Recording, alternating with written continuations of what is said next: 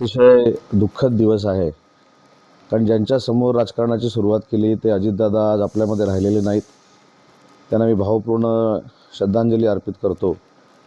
परंतु माझे आणि त्यांचे संबंध हे राजकारणाच्या पलीकडचे होते. एकच फोटो मी आपल्याला दाखवतो. या फोटोमधून तुम्हाला कळेल की माझे आणि अजितदादांचे हे संबंध काय होते. अनेक वेळा ते माझ्यावर रागवायचे देखील. खेळीमेळीच्या वातावरणामध्ये आम्ही म्हणजे एकामेकाबरोबर चर्चा करायचो. ते हक्कानं मला एखादं काम सांगायचं. आणि सगळ्यात महत्त्वाची गोष्ट म्हणजे काल संध्याकाळी 7 वाजता माझं आणि त्यांचं फोनवरनं बोलणं झालेलं होतं एका पुण्याच्या MIDCच्या विकास कामाच्या बाबत. आणि काल मी त्यांच्याबरोबर दिवसभरात 3दा बोललो होतो. काही राजकीय विषय होते, काही MIDCचे विषय होते. आणि आज सकाळी ज्यावेळी ही बातमी कळली त्यावेळी खरोखरच प्रचंड धक्का मला पण बसलेला आहे. कारण माझ्या राजकीय जीवनाच्या सुरुवातीमध्ये अनेक वेळा अजितदादांनी मला सहकार्य केलं. अजितदादांनी मला पाठिंबा दिला. पवारसाहेबांच्या नेतृत्वाखाली काम करत असताना अजितदादांनी जे महाराष्ट्र फिरण्याची मला पूर्वी संधी दिली होती त्याच्यामुळेच माझा चेहरा महाराष्ट्रामध्ये ज्ञात झाला. त्याच्यामुळे अशी व्यक्ती 25 वर्षात ज्याने मला सहकार्य केलं, पाठिंबा दिला, आउट ऑफ द वे जाऊन मदत केली, अशा नेत्याचं आज निधन झालं आहे. हे फार दुःखद बाब आहे. ईश्वर त्यांच्या आत्म्याला शांती देवो आणि त्यांच्या पूर्ण पवार कुटुंबियाला हे दुःख पचवण्याची शक्ती देखील परमेश्वरानं दिली पाहिजे, एवढीच माझी परमेश्वराचरणी प्रार्थना आहे. भावना अत्यंत वेदनादायी आहेत. नियती एवढी कठोर आणि क्रूर असू शकते का, ही असा माझा प्रश्न खरं तर ज्या वेळेला ही बातमी TV वर मी बघितली, ऐकली, त्यावेळेला मनामध्ये पहिला प्रश्न आला.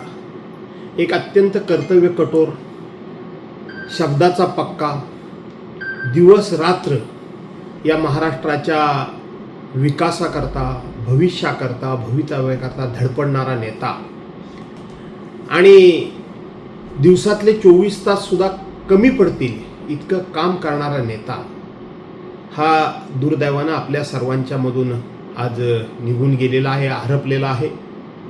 मी सुरुवातीलाच माननीय अजितदादा यांना भावपूर्ण श्रद्धांजली माझ्या कुटुंबियांतर्फे, शिवसेना उद्धव बाळासाहेब ठाकरे पक्ष विधिमंडळातर्फे आणि माझ्या पक्षातर्फे संपूर्ण महाराष्ट्रातर्फे मी श्रद्धांजली अर्पण करतो. अजितदादा हे अत्यंत रोखठोक व्यक्तिमत्व होतं. अजितदादा थोडे तामशी होते, पण तितकेच मनानं हळवे देखील होते आणि तितकेच शब्दाचे पक्के देखील होते. आज ते आपल्यामधून निघून गेलेले आहेत. मी त्यांच्याबरोबर आयुष्यातली 15 वर्ष राष्ट्रवादी काँग्रेस पक्षामध्ये काम केलेलं आहे आणि त्याचबरोबर विधिमंडळामध्ये जवळजवळ 34 वर्ष मी त्यांना जवळून बघितलेलं आहे, त्यांना अनुभवलेलं आहे. त्यांचा स्वभाव, त्यांची वागण्याची पद्धत, त्यांची काम करण्याची हातोटी ही मी जवळून अभ्यासलेली देखील आहे. अजितदादा आपल्या सर्वांमधून जाण्यात नुकसान फक्त पवार कुटुंबियांचं नाही झालं, तर संपूर्ण महाराष्ट्र राज्याचं झालं. महाराष्ट्रातल्या प्रत्येक नागरिकाला, पक्ष कुठलाही असू द्या, पण त्या पक्षातल्या माणसाला कुठे ना कुठेतरी असा एक हळवा कोपरा, हळवा विचार होता की अजितदादा एक ना एक दिवस या महाराष्ट्राचे मुख्यमंत्री झाले पाहिजेत, असं प्रत्येकाला वाटत होतं.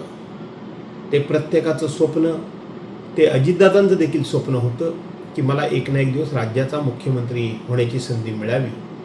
ही सगळी स्वप्न आजच्या अपघातामध्ये पूर्णपणे धुळीस मिळाली, जळून खाक झाली आणि आज अजितदादा आपल्या सर्वांना सोडून गेलेले आहेत. याचा प्रचंड असा या ठिकाणी धक्का तर आहेच, पण अतीव दुःख होते मनाला.